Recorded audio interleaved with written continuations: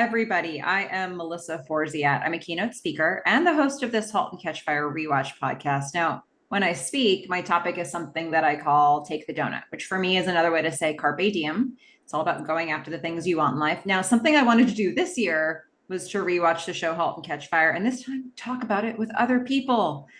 And we've up-leveled this because now I'm getting a chance to talk with people who actually worked on this show about the show. So we're going into another fun interview today. Before I introduce my guest, though, quick housekeeping item.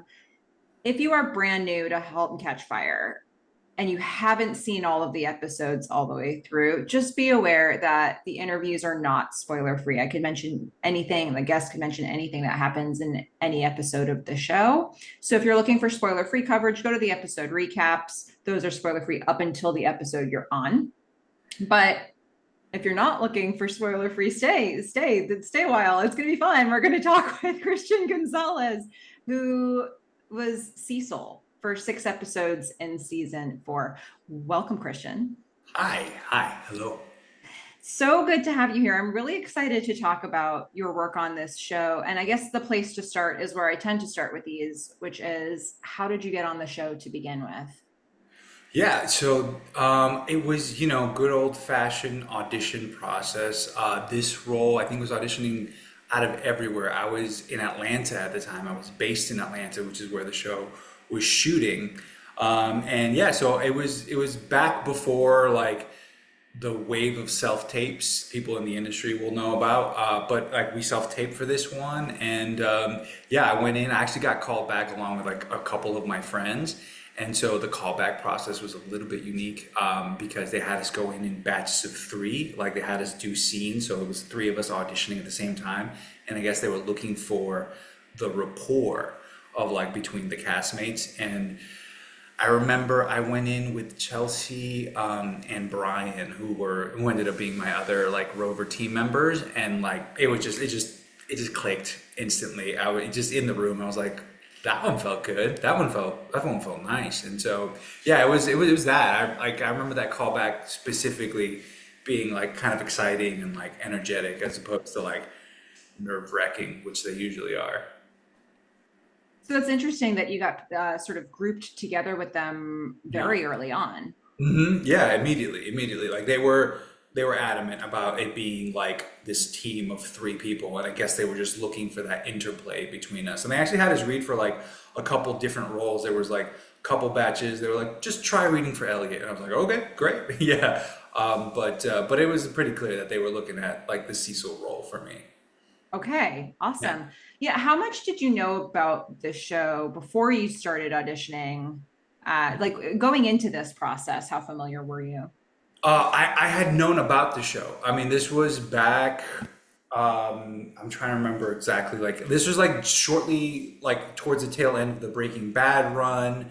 AMC was like hot off that. And so, I know that Halt and Catch Fire and a couple other shows are kind of contending for like the torchbearer of like the intense AMC drama.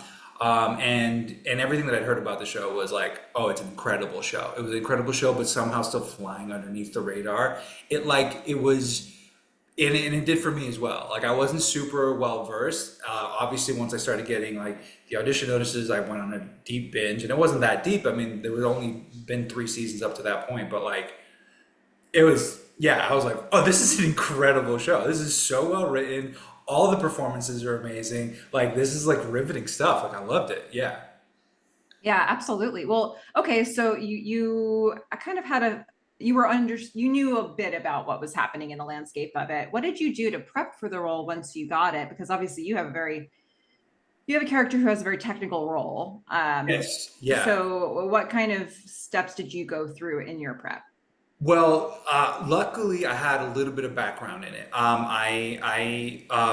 Before my acting journey, I was actually studying to be an engineer. So it wasn't stuff that was like completely out of my wheelhouse. I was studying ocean engineering, so it is like a little bit of a like deviation, like computer coding, computer programming is its own thing. But I was just like inhaling everything I could about the origins of Google, the origins of, like of the tech industry, like what was Silicon Valley before it was Silicon Valley. Obviously the show, looking into the writers, looking into like, so I was just like, just trying to read up as much as I could about like what the lifestyle was. The biggest thing that I was curious about, because Cecil is like a bit of a code grunt, was like what do those days look like, and just like the insane like work ethic, how like long they would go without sleep, or they just like lock in and just like are in the zone like that. Those are some of the things that I was like, oh, okay, this is like how this guy operates. Yeah. Yeah, so you were really looking into the lifestyle.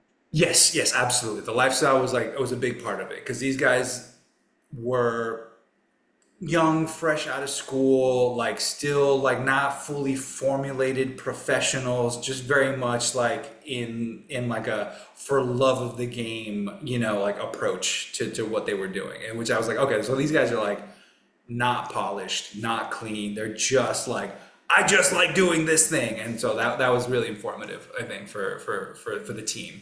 Yeah. So, one of the cool things about this show, which I don't know if it makes it easier or harder to come into season 4, but this show reinvented itself every season. Yeah. So you come in for season 4, and now we're in the 1990s, Right. and we're really immersed in the venture capital landscape. These are some things that are much more prominent to the story now than they ever were before. So, how much did you know about what might happen for Cecil in this new time period in the show?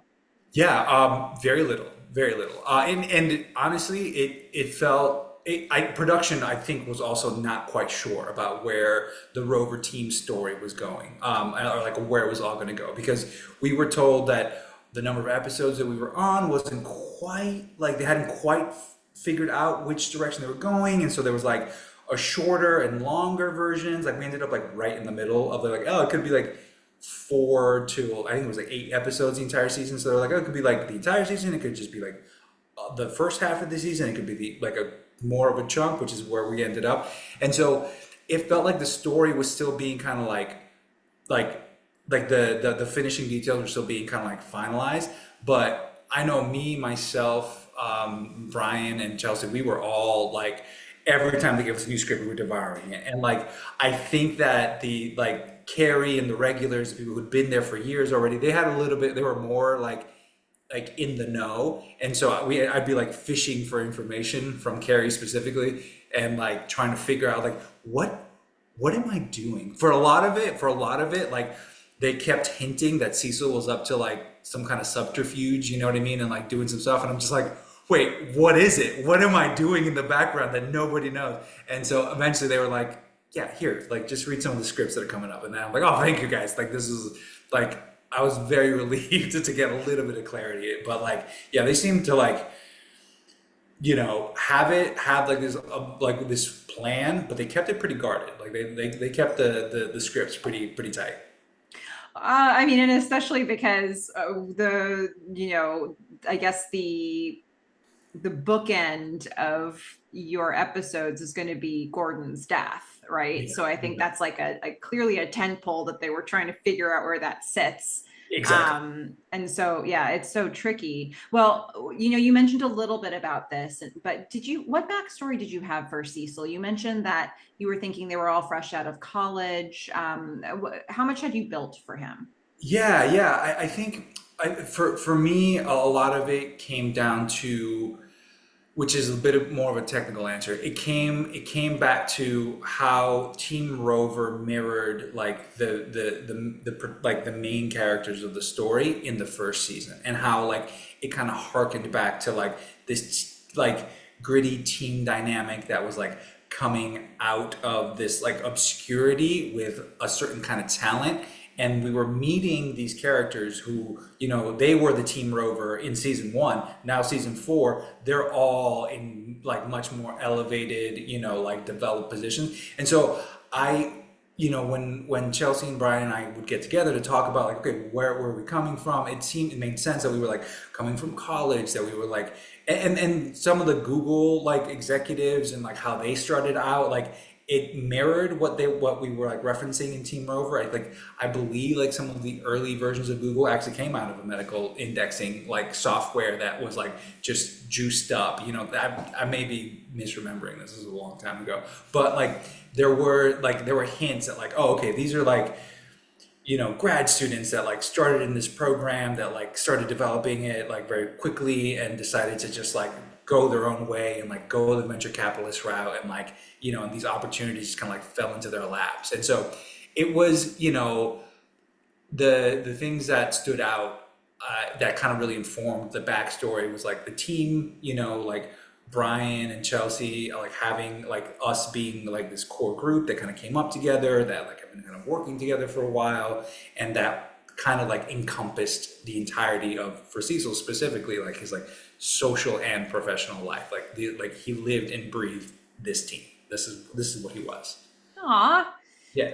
Well, let's get into the episodes. We've been sort of dancing around it here, but Yeah. in 401, So It Goes is the episode title. We're Yeah. going to see the Rover team for the first time. They are updating Donna and Mhm. pitching to her very uncomfortably. Yes. They want more money for this medical records indexing program that you Right. mentioned.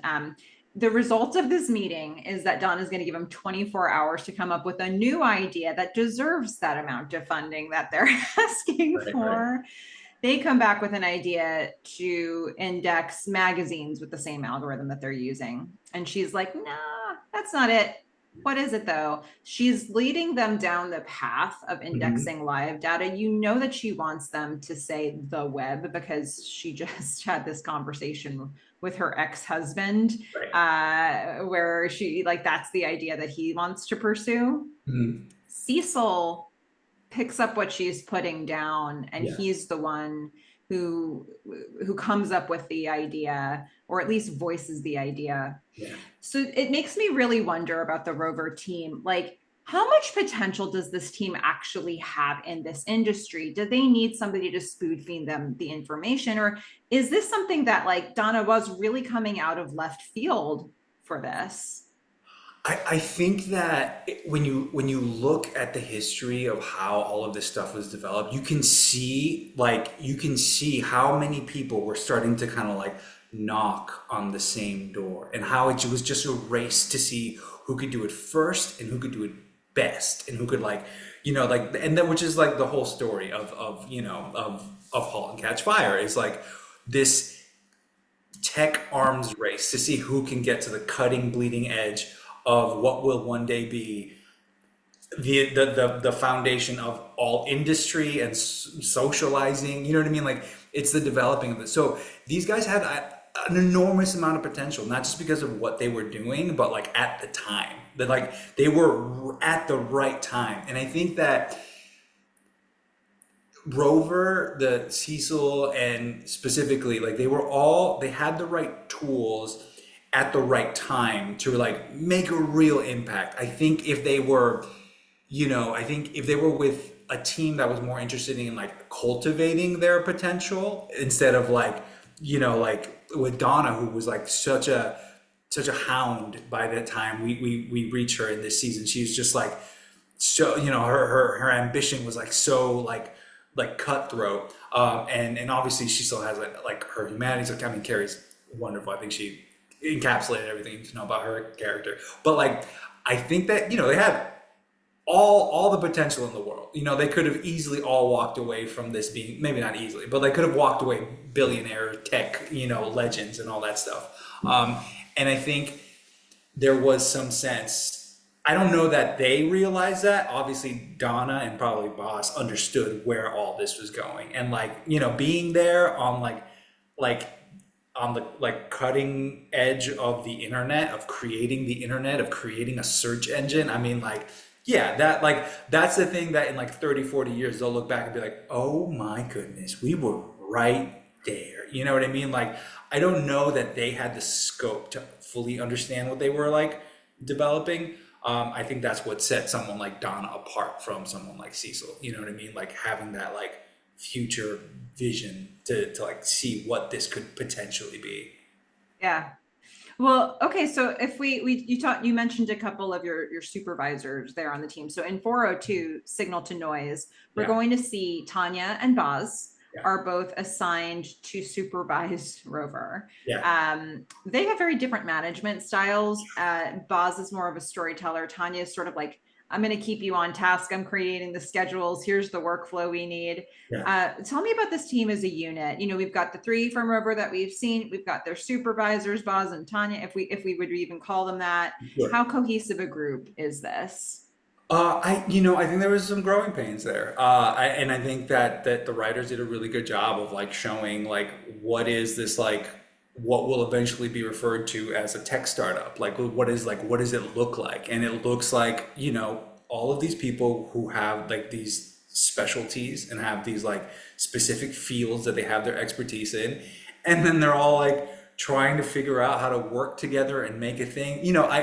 I think that within the rover, within the three of them, they understand each other really, really well. Like once they started layering in, like the supervision and like the goals and stuff, it starts to like change the dynamic and makes things a lot less comfortable and familiar. And I think for Cecil, that's something that like, the pressure started to get to him a lot. Like it wasn't just like I'm now with my friends and my team and we're trying to figure out this problem. It's like, oh, I've got deadlines and expectations and like budgets and like entire like, ecosystems of this like thing that we're building out are based on whether or not I can perform on the moment. And I do think that starts to kind of like get in the way of the cohesion of the unit. But like in terms of them being effective, I mean, they are an effective team. You know what I mean? Like they I think are really well suited for what they were doing,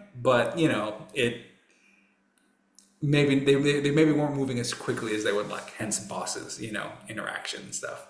Yeah. Well, it's interesting because earlier you were mentioning that you thought of sort of the relationship, the or the connection between the characters that you were playing on the Rover team and, the characters we had been watching for the Yeah, previous three seasons. So I guess in that way, we would parallel your character more to Cam.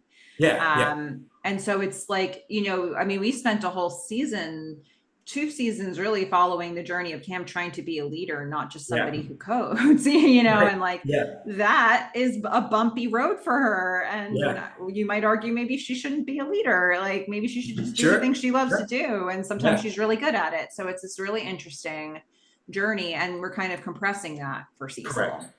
Yeah, yeah. I think that's part of what's interesting about Donna leading this team, as well as Boss, but like having her see this team and see such a clear parallel to like her being part of this team and her and like where they came from.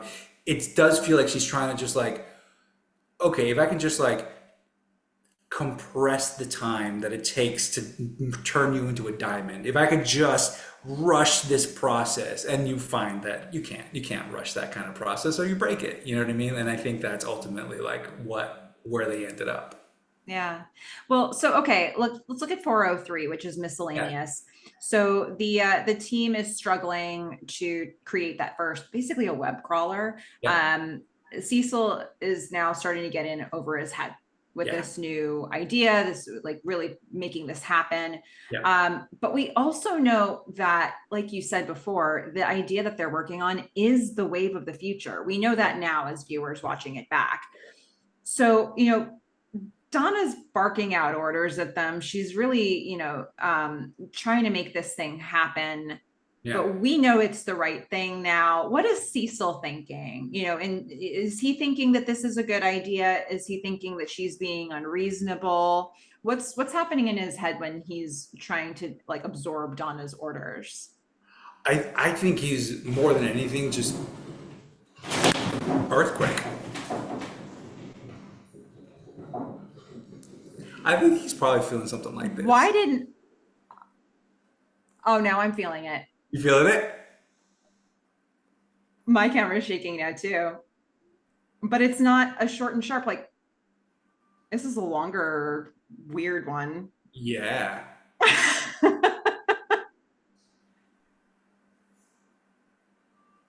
Okay. It's still a little. This This is is, but yeah. you had like a short and sharp, and I'm having like one of these. Is it still rolling for you? It's a little bit. It's so weird. It's weird that there was like 20 seconds between when it hit you. Yeah. We're in the same city. I know. Well, it's a big city. It's a big city. It's a big Yeah. city. Yeah. Yeah. I mean, I feel like, that's more or less probably what Cecil was feeling the entire time. That the world was rocking underneath his feet. So that's nice to be back there. I'm deciding, I'm like currently like, should I leave that part in or not? Probably I'll take it out, but it's so funny. Like, this is the second time I've been recording one of these, and like an earthquake is An earthquake. there are more earthquakes happening after I Yeah, started doing yeah. this You could podcast. start off like, yeah, exactly, like a earthquake study, like based off this podcast. Not so the first one that happened was at the end of 307, the Yeah, threshold, like yeah. the episode with the cataclysmic board meeting. Oh And I no. was like, I was like, this can't be right. Fascinating. We're like, is everything okay? Yeah. I mean, it feels good. That was unnerving. Yeah, I think that was the most intense one I felt since I've been back. Welcome back. Thank you. Thank you. Okay. I mean, are we under control, or do we feel all right about I think we're okay. I think we're okay. The all walls aren't right? shaking anymore, which is nice. Like everything we just did is not what you're supposed to do during an earthquake. Yeah, yeah. Don't None of this continue is recording while like, I'm definitely get under a doorway. Yes, Like, yes. don't do what we just did. Yeah. Oh my goodness. Wild. All right. Well, okay. So the question was, is Yes. Donna being unreasonable, or is this like, what's he thinking about her management here? Yeah, I think he's wondering how he got himself into this mess. I think mostly he's just drowning. I would like I think yeah, I mean, I don't think that Donna's being unreasonable in terms of like what she's used to. Cam is, a phenomenally talented programmer. And I think that's like highlighted time and time again in the show. And I think her expectations are in line with that. But if you like are watching an NBA practice and expect everyone to be performing like Michael Jordan, you're going to be disappointed. You know what I mean? And I think that's like where he's like really got his wheels are spinning. It's just like, I know I'm good at this, but also the expectations being set seem outlandish. And this is not the dynamic that I came up with. Like, it was just me and my friends like figuring out how to like index magazines, and all of a sudden I'm like thrust into this like potentially multi-billion-dollar world-changing like industry that is, like cutthroat and nonstop, and you have to just like go full out. And I think for the most part, he's just kind of wondering which way is up. You know what I mean? Like, he's just like so out of his depth for the most part. Yeah. And that's why I think he just like kind of goes back to coding, even though they keep like hinting like, oh, which way, like, oh, we have to be doing this, we have to be doing that. He's just a coder. That's who he is, and so he going back to the coding is like the thing that gives him comfort. And when people, and like when all the like, the subterfuge and like the kind of clandestine like part of like, he's not an industry titan, you know what I mean? Like he's not like ready for that. He's not built for that. He just wants to sit down on his little computer, code, and like do his thing to, his music or whatever. And I think like the fact that they're trying to push the team and push Cecil specifically in this like to be the super programmer and this like industry, like titan, and he's just like this is not me. This is not what I'm here for. It's not what I wanted to do. Yeah. I mean, in a way, it's good to know that about yourself. I just don't know that he's in a, like, there's so much pressure on him to execute that, like, learning that lesson is not necessarily helpful. Oh, exactly. Yeah. And like, and this, yeah. And like, I doubt he had the time to have that realization. You know what I mean? Like, he just like isn't there. He's just realizing that he feels like he's on fire. Yeah. So Donna's really tough on the team in this episode, and she's going to try to make up for it with World's Most Awkward Dinner with Rover. Yes. And my favorite part of this, maybe my favorite part of the episode, who's to say, is a choice that you make. I don't know whose choice this was, if it was yours or if it was scripted. The Rover team starts filing into her house, Yeah. and everybody's greeting her, feeling very awkward about being in her house. And Right. Cecil feels so awkward that he bows to her and then he walks away. And I think we've all been there. You can see as he's walking away from her, he's like, I bowed, like, Yeah. first of all, tell me about that choice because it's such a good choice. Sure. Yeah, it wasn't, no, that was not scripted. It was just like the team walks in and greets, and greets Donna as like that was it. That was what was in the script. And so we were doing it, and they gave us so much room to like bring ourselves to our characters and to just like be, and Cecil is an awkward person, and this is an awkward moment. And so we were just doing it. And in the moment, I just like I just felt my body go like, oh, this is what we're doing. And, like, show deference and respect. And I'm just like, why? That was all authentic. Her reaction, my like bewilderment that I just did that. That was all like what I was feeling. And I was like, did I just bow to Carrie in the middle? Like, we were recording just now, and then when we cut, everybody started laughing, and I was like, oh, maybe that wasn't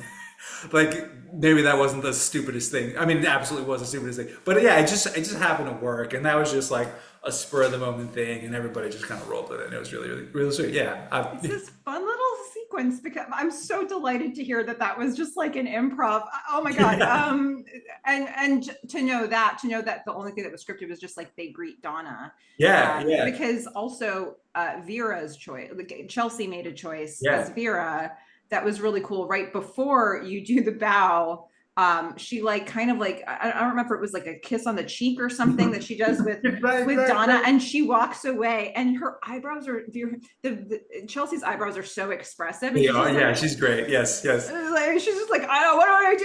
Yeah, And yeah, then it's like the bow, but then the face afterwards. I think we've all been there, right? When you just yes. think back on a moment, you're like, oh, I'm never going to be able to stop replaying that in my head. Yeah, yes, exactly. Yeah, yeah, yeah. And again, that was just like the direction and everybody else. So they were just like, yeah, just however you feel like your character would handle it. And we're like, okay, well, great. And we did. It was great. Oh, so awesome. I'm delighted by this choice. And then the dinner as a whole, it's so Yeah, interesting because there are all of these, there's what's the dialogue that's been written, but then there's also all of these moments where people are looking at each other, and you're yeah, seeing like the eye contact and yeah. the sort of how people are connecting with each other. Donna is going to accidentally out Elliot and Vera's pregnancy. Yep. We get her daughter Joni crashing the Right. dinner. So tell us about this scene as a whole. Like, what do you remember about this? Yeah, I mean, it was such a fun night. That was like a really fun scene to shoot. I remember, I remember hanging with the cast, which was really, really cool. Like having time to hang with Carrie, having time to like just all of us just like kind of be there.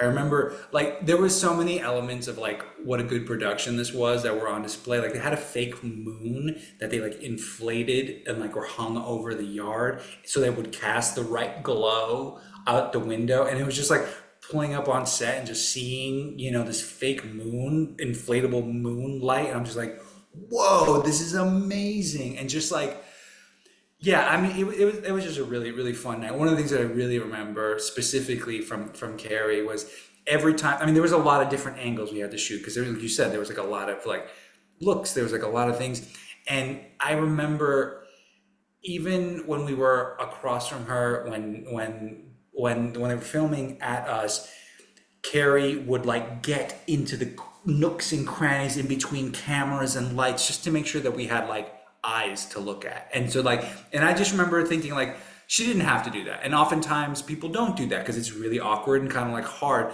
So like, when they film like reverse coverage and stuff like that, like they have to move every bunch of stuff out of the way. They have a bunch of move equipment, and you'll lose the eye line. And sometimes they'll just like give you like, oh, look at this brick. That brick is where Carrie is. I'm like, okay, okay, cool. That's where the eye lines match. So that's what it's gonna look like. And Carrie was just adamant. Like sometimes, like, and you'd be totally excused to like go back to your trailer while you're seeing, you know what I mean? Like, but she was like in there, like in all kinds of like weird angles, just like making sure that she was there connecting with you every step of the way. And that was just like, it was really cool. She just really set the tone of just like being a generous, giving leader, you know what I mean? Like on set, like in a way that, you know, Donna was like a demanding, exacting leader, but Carrie's like just a sweetheart. I just remember like her working so hard to make sure that we, all the connections, all like the little nuances, all like the fascia of the characters, like in their relationships, was like really being highlighted. And I think you can tell, like in the scene and just the show in general, it's just like really lovingly made. That's so interesting. So when, you know, when you're doing these parts where you're getting your coverage Mhm. and maybe there's other, you're obviously reacting to something. So maybe Yeah, there it's her voice or somebody else's scripted yeah, lines. If sometimes people are going back to their trailers or they're not there on set for when that's happening, like in your experience for this particular day of filming, was she getting in between the cameras and then actually running the entire scene again? yes, yes, yeah, exactly. Okay. And sometimes, a lot of times, your scene partner will like just be off to the side so you can at least hear their voice. Sometimes, depending on time, they have to start getting ready for the next shot, so they'll just like put somebody else in there. Like, but no, but Carrie made it a priority to like not only like be the voice so that you can like do the scene off her and her reactions, but to also like be in the eye line no matter what kind of like acrobatic she had to pull in between things just to like be like a landing base for your eyes. And like, and that's, you know, like it's a gift as a performer and a scene partner to just like have someone that's like, no, I'm gonna be there. I'm gonna be there for you and with you. We're gonna do the scene together, even if it's uncomfortable for me. Like I'm gonna make sure that you are looking into my eyes, seeing my expression, seeing my, and like it doesn't always like pan out that way, you know. And sometimes it can't, you know. It's not, but like it was her priority, and like I would really appreciate that. Wow, that's amazing. Yeah, If we look at the next episode, which is 404, Tanya and Nancy, yeah, Cecil is now stuck with the algorithm. Like yeah, he is not moving forward. yeah, At the end of the episode, we're going to jump ahead a month and we're going to find out that Rover had a breakthrough with the yeah, algorithm. yeah, They're getting Series A funding, but Donna has a suspicion that's yeah, quickly confirmed yeah. that Cecil didn't actually figure out the programming, the algorithm himself. He did not Right, crack the code himself. right. Um, he and Boz have their stories very much in sync with each other. Mhm. This whole bit about people wait in line all the time. Why not on the web? We had a crawler, but it was a rude one. We had to teach that little sucker some manners. It's just like the refrain that keeps Mhm. coming in. And Donna's like, oh, I'm hearing this one too many times. Yeah, So you and Toby Huss yeah. seemed to be very tuned in with each other around that story. Mhm. What kind of work were you doing with Toby to make sure that you kind of knew how you wanted that to play? Yeah. So okay, a couple things. First of all, Toby, I was a big fan of for a long time when I was doing the show. Like he was in this Brendan Fraser movie, Bedazzled. Was that what it's called? I don't remember Bedazzled, but maybe. It was a film in which Brendan Fraser made a deal with the devil, played by Elizabeth Hurley, and then like so he got these like limited, like these unlimited amount of wishes, and Toby was part of like his main crew, and like they were just anyway. I just was a fan, and so and I made that obvious. It is Like on, Bedazzled. yeah, it was bedazzled, great. Yeah, Yeah. and I made that real obvious. And so I would like have lunch with him and I'd be like, "Hey Toby, so like tell me about this thing." And then yeah, we just had a bit of a rapport. And he's like a jokester, like on set. He really knew how to like make things, you know, move easily and be fun and playful. And so I think that was a big part of the report. But that scene in particular was actually one that they just kind of threw at me. Like I had very little context as to what was happening in this scene. It was one of the very, very rare occasions where we were moving so quickly that I think we had a little bit more time. And so they were like, hey, we've got time to do this scene. Let's just like set it up. And like they had people on standby. So they gave me the script for that scene like a few, like I would say like maybe 20 minutes ahead of time. And I was like, wait, this is X amount of time later. We figured it out. What is happening? What is happening? And so like they gave me like a quick like a quick little overview, just like yeah, you figured it out, but like it was kind of sketch. And I was like, wow, it was like we didn't have time. And so like I was mostly flying blind, and like the anxiety and like the tension that like the Cecil like is experiencing in that moment is pretty much paralleled by like my anxiety as a performer in that moment, because like I had no real idea exactly what I was doing, which is like a thing that happens in TV sometimes. Like you just have to move so much faster than in film that you just, if you have the opportunity to like move ahead, you just take it. And so I was like a little bit lost. Luckily the writing is so good that I was like, okay, I know what this scene is. This is like, I know how to play this scene.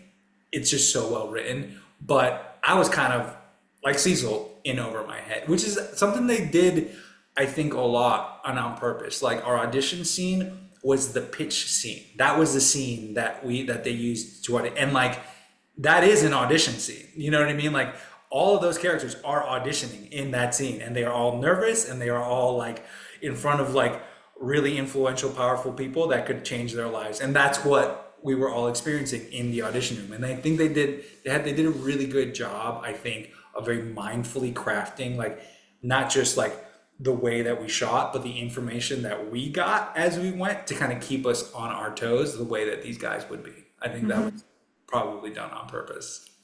Well, over the next two episodes, we're going to really unpack what what happened there. Because actually it is sort of like actually, I'm curious about this because at the end of 404, when you have that scene, it sort of it carries over into 405, where we're getting more information about that scene. Yeah. Were you shooting all of that at the same? Because I feel like they usually just shot episode by episode, but with that, there's such a crossover in the material. Did you just get all of that on the same day? Yeah, so that was interesting. That was part of the reason that we ended up like giving, like we were shooting, I forget what, we were shooting a completely different scene, and suddenly they were like, "Hey, here are pages for the next episode to do this scene.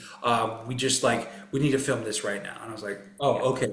And so it was being shot out of order, and we would shoot not all of it, but this one in particular, we were still shooting the previous episode when they gave me that some of these scenes to shoot, and so that was part of like trying to put the puzzle together in my own mind. It was like, oh, okay, so we're like jumping forward in time, but also back in time, and the script itself is jumping a little bit like forward in time. And so, yeah, it was that in particular was like we were shooting one episode, and then suddenly we had to shoot a scene from the next episode, and then we continued shoot. So it was like a little bit jumbled. Yeah. Yeah, that makes sense. So then we're really gonna, what we start to introduce in 404, we're going to explain and pay off in 405 and 406. So Donna has figured it out. She knows that Boz got Cam to do this. Yep. And Donna's going to try to put some pressure on Cecil to get him to come clean. Yeah. He's not outright telling her, because why would he? But she threatens him by telling him that he has to file a patent for the work that he did in order for the team to get new hires, to do the work that they really need to do. So there's a lot of pressure on the team to expand their team. And this is what's stopping it. So you have to face off with Carrie Bechet here as Donna. Tell me about facing off with her in this moment of conflict where she's trying to get to the root of what you did. Yeah, I mean, I feel for Cecil. Carrie is such a great and giving scene partner. Donna is such a formidable opponent. It was easy and also really disconcerting. I mean, like Carrie is like so like she just like honed in this like such, she's just so pinpoint precise. It was like so easy to be off balance and like unnerved in front of her, and that really just speaks to like her talent and the writing. Like these scenes were just so well written, and Carrie brought such great like acuity and intensity to like, like to her performance, that like it really was just be there and see her, and that's all you need to do. You don't need to do anything more. Like, yeah, facing off with her, I wouldn't recommend it, but as a performer, like she's great, she's fantastic to play with. I mean, she's just so, precise. Yeah. One of the things she says to him that is particularly effective Mm, is, I do know what it's like to feel like a failure, to feel like you don't measure up. yeah, I feel like that's a turning point in that conflict for them. yeah. She asks him to step aside so he and his friends Mhm. don't end up with nothing. Why does this argument work for Cecil? What is that tapping into? Like, why was that moment so effective for him? Yeah, I think for Cecil, I mean, that is back to the core of who he is. The team is the thing that makes sense to him. Like the original trio, what they were doing and how they were working is the thing that he was all in on. And when he's found himself in this position where he like essentially compromised them and himself, like I think, you know she very like astutely figured out like, oh, this guy isn't super motivated by glory. He's not super motivated by like finance or intrigue. Like he's about his team. And if he's gonna like hurt his team, he will put himself aside. And I think that's the core of who Cecil is, I think, in the arc of that thing. And so that was an interesting scene because in the script it was like a really intensely emotional thing, and like I was I was still pretty new. Like this was one of like my first recurring roles. I think it was my first recurring role. And so in the script it called for like me to have this like intense emotional breakdown. And they shot Carrie's coverage first, and I pulled the rookiest of rookie newbie moves, and I was just like in tears when the camera was on her. And like she pulled me aside like halfway through, she's like, you gotta save some in the gas tank. And she was 100% right. By the time it got back to me, I was so like, I was just gone. Like I just felt like spent, which like also worked, I think, for the scene. But like I had just like spent the last like amount of time just like working up all this turmoil, and yeah, she was sweet enough to like give me like some pretty solid advice that I wish I'd had beforehand. But like, yeah, I think it kind of like also informed her performance, because like I was still such a like kind of a newbie actor, at least in terms of television and film, like having to like kind of set me straight, and then kind of let me down easy. Like yeah, I think she just kind of used all that really really well. It's so interesting to hear the backstory of that because at this point in Donna's story, she is not letting people down easy for No, anything. no, she's She not. is Yeah, savage. yeah, And so it is an interesting scene because she taps into a softness and an empathy we have not seen yeah. for a little while for her in a For professional just a split, setting. yeah. It just Um, cracks a little bit, and it's like it's so rich, it's so great. Yeah. I think that's like, yeah, yeah, Carrie, like I said, she's but very. it's prompted, sounds like, it's mirrored by what's happening, like when you stop rolling, or it's like, Right. oh, like, hang on there. Yeah. I think Save some of this. That's good stuff right, right right.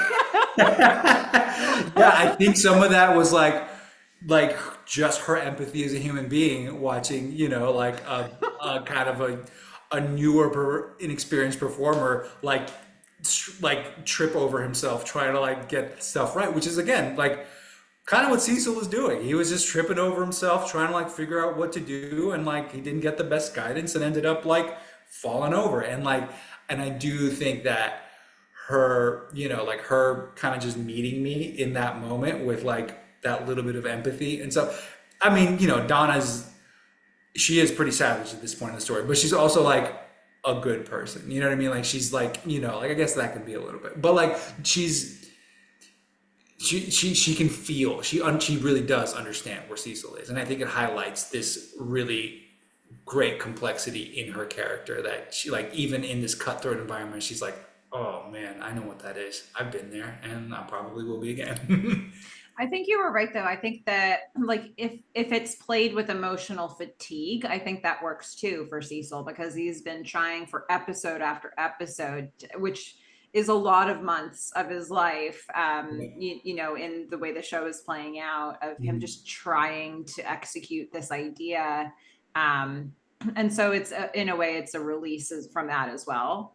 So I think that the ultimate choice works. Yeah, yeah, yeah. I think it did work, and I think it was a nice little.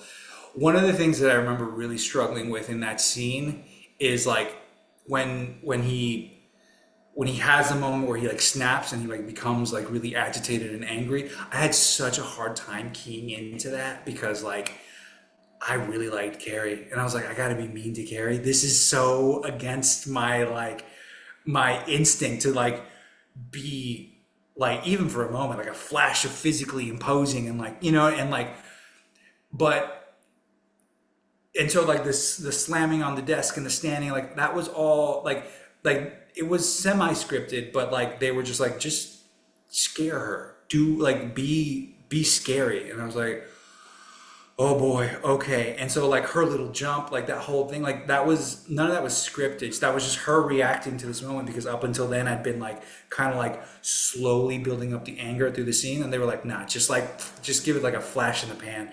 And I think that like the way that she kind of like took that momentum and then like put me down, and then just like eventually just put Cecil out of his misery, like is part of that is just like, again, really well written, and then a lot of that is just like Carrie herself like handling all of these like disparate energies and things that she was being given in the scene, and just like really just landing the plane in like a really really like precise way. Yeah. What do you think the future holds for Cecil? Yeah, I've often wondered that. You know what I mean? Like I think on the one hand, he's obviously a really smart, like in tune guy, but he's not built for the front lines of this thing. I think he could probably retire and go raise goats on a farm after this. You know what I mean? I imagine there was like a pretty decent payday, like even though he didn't ride the full wave. Or he could probably find like a smaller, more like kind of comfortable place in the industry for him to like kind of thrive in the way that he wants to, without all the pressure and all the demands. Yeah. Yeah, that's a nice outcome. Yeah, So maybe. for you, Mhm. as a person, what was your tell us about, any favorite moments you might have had working on this show. What was the show like? You've been on a number of sets before, so Yeah. what sticks out to you as things you remember about Halt and Catch Fire? Oh man, I mean, it was such a great experience. One of the little random personal things I recognized in the show is that was the first time I realized that I had curly hair, because I had kept my hair really cropped up until then, and they asked me to just continue growing it out.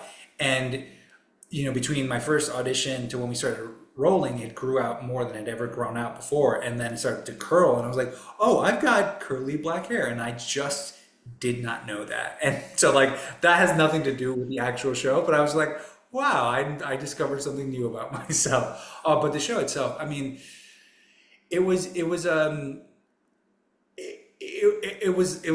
I was spoiled, like, and I do like remember feeling that way in the moment. Like it was like that show is so thoughtfully and heartfully crafted. Like everybody involved was so good, and like the production itself was run so smoothly, like it allowed for a lot of relaxation and play and like focus, like when you're on set, because you can be calm, like you can trust that the team has kind of got everything covered. And I do remember like this sense of just like every day being like a little bit like Disneyland, like wow, like this is really really good writing with really really strong performers, and like a really really well run production that was like on time, and like like like sometimes these can be really high stakes, like moments in these productions, and like people can get anxious, and like tensions can flare, and like that happens, that's human.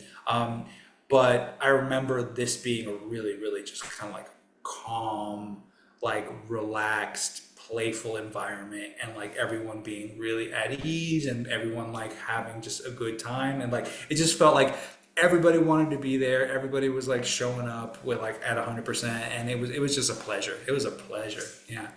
Tell us about the other people who worked on the Rover project, the actors that you worked with.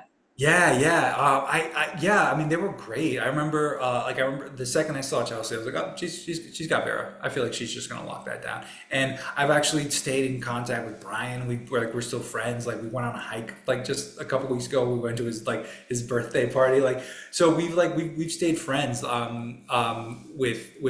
With Brian specifically, and Chelsea, we still like talk every once in a while. Like it's nice. It was like we were all again mirroring the kind of like the path of the characters. We were just like, oh, okay, I guess we're all a team now, and we're in the show, and we should show up, and like, and it was really fun. I mean, when we were shooting this, all of us were from out of town at the time. I was living out of Florida. Brian was coming in from LA. I think Chelsea was also, she was like in between Florida and LA. And so we were all like at like Brian had an Airbnb, I think, or it was his uncle's place, I forget. And we would just like have sleepovers and like watch Hamilton, and and like get pizza. And so it was cool. We got to like really bond and like become friends, and yeah, we still stay in touch today. Oh, this is so great to hear. Are there any other cast or crew that you wanted to shout out? Maybe people that you worked with a bit in some other capacity?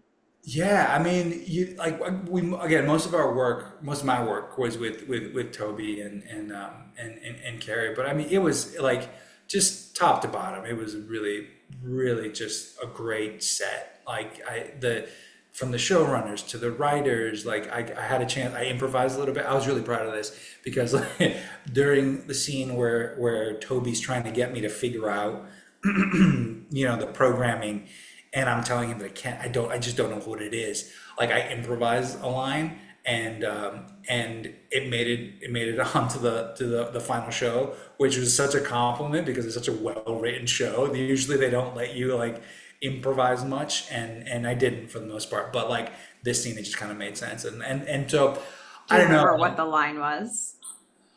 Yeah, what was it? It was when Toby's telling me, "Oh, you can figure this out." I'm like, whoever programmed this is on another level. Whatever, like it was that little bunch of lines. I just like started improvising. So I was like, I don't know what I'm doing, man. Like I really need you to understand that this is some savant stuff, and like I'm good, but I'm not that. And so yeah, and like the writer came up to me afterwards, like, hey, that's not on the script. I'm like, I'm so sorry, that's not gonna happen again. But then they used it, and I was like, all right, it worked. Like that was like, but I mean, it's a really long list of like of people that I would love to shout out, and I wish I remembered more clearly, like some of like especially like the crew, because the crew was spectacular. I mean, these guys were, like the crews always work so hard, but I mean, these guys not just worked hard, they also made it look easy. And I just remember like feeling so safe and secure, like the DPs, everybody was just like, they just knew what they were doing and were so competent. I just felt so at ease. And Carrie as well, she made like she made us all feel relaxed, and like in a way that the series regulars, when they're talking to like people who kind of come in and out of the story, and like who don't work as consistently on set, they don't need to, you know what I mean? Like they don't, like they have a lot of stuff on their plate. They don't need to go out of their way to like make you feel comfortable and like and welcome. But they did. Her and Toby and everybody else, like they did that. I remember having lunch next to Scooter one day, and that was like to Scoot, and he was like, he's so talented. I was just like ogling him the entire time. It's like you're Scoot McNairy. Yeah, you're so cool. You're so cool. Yeah. Yeah. Oh my goodness. Well, I know it's been a very strange time in your industry, but is there anything that you've worked on recently or you're working on that you can talk about that you wanted to direct our attention to? Yeah, I'm right now. It is a very strange time in the industry, and it is. But it's also kind of exciting because like there is like a lot of like opportunity to like kind of reevaluate and like redefine. And one of the things that I'm most excited about, like at the moment, is I'm stepping into some more behind the scenes stuff. I've got a couple projects that I'm writing and developing, a couple scripts that I've like found some teammates out here, including Brian actually, that are helping me like kind of like get that off the ground. And so most of the stuff that I got coming up is coming from like a writing, producing, and acting standpoint. And we've got a couple like pilot pitches we got going up. Nothing I can get into like an extreme amount of like detail in, but it's like it's cool because these are all parts that of my career that I've been wanting to explore for a long time. And from the pandemic into the strikes into whatever this is right now, it has been such a like a roller coaster that's really kind of like forced me, and I'm sure a lot of people, to kind of like, oh, okay, what exactly do I want my career and like my like lifestyle to look like? And I've gotten a lot more into kind of like the writing and producing side of things, and acting as well because that's like my first love. So nothing official, nothing that I can like give an opening date to at the moment. But yeah, we got some stuff cooking and I'm excited about it. Well, we're going to have to keep our eyes on that. So Yeah, exciting. And thank you so much for taking time to talk of with me course. about this show and to share everything you remember and just to reminisce. Yeah. This is great. Thank you for having me. Yeah, hang out for just a minute after we stop recording. But for everybody who's watching this, I hope you enjoyed this interview and please go out there and watch Halt and Catch Fire. Bye, everybody.